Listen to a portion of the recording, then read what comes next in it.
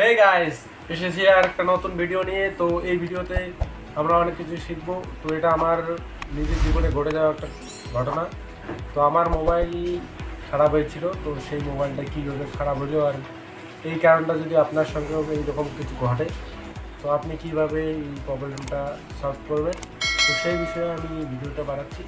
তো সবার প্রথমে এটা জানাতে যাচ্ছি যে আমার চ্যানেলে যদি আপনি নতুন হয়ে থাকেন আর আমার চ্যানেলে এখনও যদি সাবস্ক্রাইব না করে থাকেন অবশ্যই সাবস্ক্রাইব করুন আর বেল আইকনটা অবশ্যই প্রেস করবেন আমার পরবর্তী ভিডিও সবার আগে দেখার জন্য। তো বন্ধুরা, এই দেখুন আমার মোবাইল তো বর্তমানে অন আছে। তারপর দেখবেন যে আমার এই যে মোবাইলটা এখানে আমার বোর্ডের সঙ্গে অ্যাডজাস্ট আছে, এই জন্য অন আছে। তো আমি যখন এই বোর্ডটা থেকে খুলবো, এখান থেকে চার্জিং পয়েন্টটা থেকে আমি যদি খুলি এখন, তো আমার এই যে মোবাইলটা আছে অটোমেটিক্যালি অফ হয়ে যাবে। তো বন্ধুরা দেখুন এই যে প্রবলেমটা, তো অটোমেটিক্যালি এই মোবাইলটা অফ হয়ে যাচ্ছে এবং অন হয়ে যাচ্ছে, অটোমেটিকলি মানে রিস্টার্ট হয়ে যাচ্ছে এই মোবাইলটা। তো এই প্রবলেম যদি আপনার মোবাইলে দেখাতে হয় তো আপনি কী করবেন, তো সেই সলিউশনটা আমি করেছি। তো দেখুন আমার মোবাইল এখনও পর্যন্ত এই যে রিস্টার্ট অটোমেটিক্যালি অন হচ্ছে, অফ হচ্ছে, আমি কিছু বুঝতে পারছি না কেন হচ্ছে এটা।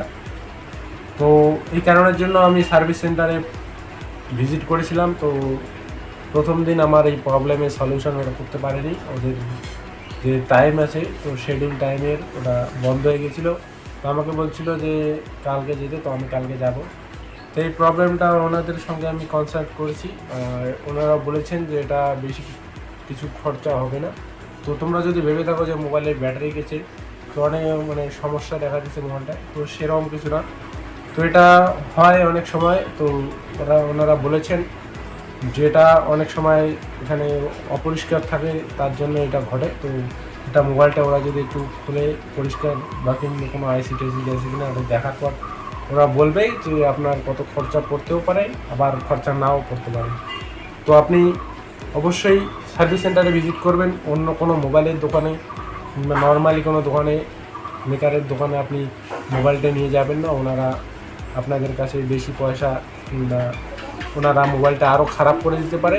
তো অবশ্যই সার্ভিস সেন্টারে ভিজিট করবেন। আপনার যে মোবাইলের কোম্পানি আছে তো সেখানে কেয়ার আপনি গুগল ম্যাপে পেয়ে যাবেন, গুগল ম্যাপে আপনি সার্চ করলে পেয়ে যাবেন কোথায় আপনার পাশাপাশি কোনো সার্ভিস সেন্টার আছে কিনা। তো এই ভিডিওটা যদি আপনার একটু ভালো লেগে থাকে অবশ্যই লাইক দিবেন আর আমার চ্যানেলে প্রত্যেকটা ভিডিও দেখার জন্য অবশ্যই সাবস্ক্রাইব করে রাখবেন আর পাশে থাকা বেল আইকনে অবশ্যই প্রেস করবেন। তো বন্ধুরা, আজকের মতো ভিডিওটি এখানেই শেষ করছি। আপনার বন্ধুদেরকে যদি এই ইনফরমেশনটি আপনি দিতে চান যে তারাও এই প্রবলেমে ভুগছে, তো অবশ্যই ভিডিওটি শেয়ার করুন আপনাদের বন্ধুদের সাথে, আপনাদের আত্মীয়দের সঙ্গে।